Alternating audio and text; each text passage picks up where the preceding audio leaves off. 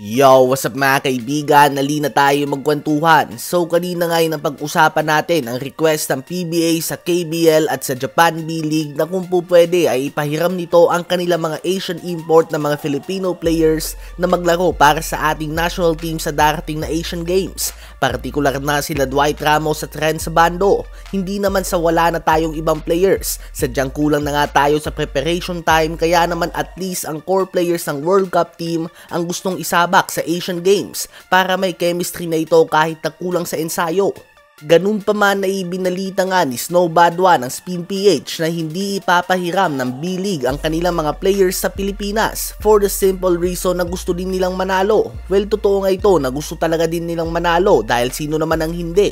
Ngunit at the same time ay magsisimula na din nga talaga ang B-League season. Hindi naman ito sa gusto lang nila na manalo. Bagkus liga din nga nila ang maaapektuhan kung sakaling ipapahiram nila ang kanilang mga players. So dahil dyan ay inaasahan na manggagaling ang karamihan ng mga players sa MVP and SMC team sa PBA.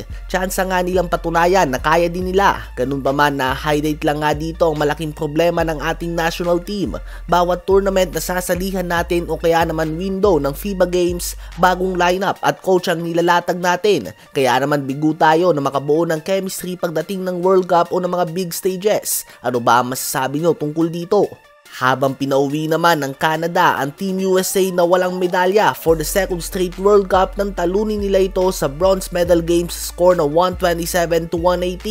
Ang mga Amerikano ay tinusta ni Dillon Brooks na gumawa ng 39 points, 4 rebounds and 5 assists on 12 of 18 shooting sa field at 7 of 8 shooting naman sa 3 points. 31 points, 6 rebounds and 12 assists din si Shai Gilgeous-Alexander, 23 points and 7 rebounds din si RJ Barrett at 11 points kay Lu Dort at Kelly Olynyk. Sa Team USA naman ay 24 points and 5 rebounds si Anthony Edwards, 23 points and 5 rebounds din si Austin Reeves, 19 points, 9 rebounds si Mikal Bridges, 14 points, 6 rebounds si Bobby Portis, at 13 points naman kay Jalen Bronson. So ang Team USA ay tinalo ng Argentina sa semifinals ng FIBA Americas, tinalo sila ng Brazil ng 2 beses sa World Cup qualifiers at tinalo sila ngayong World Cup ng Lithuania, Germany at Canada. Nagtapos sila ngayong World Cup na may record na 4 wins and 3 losses.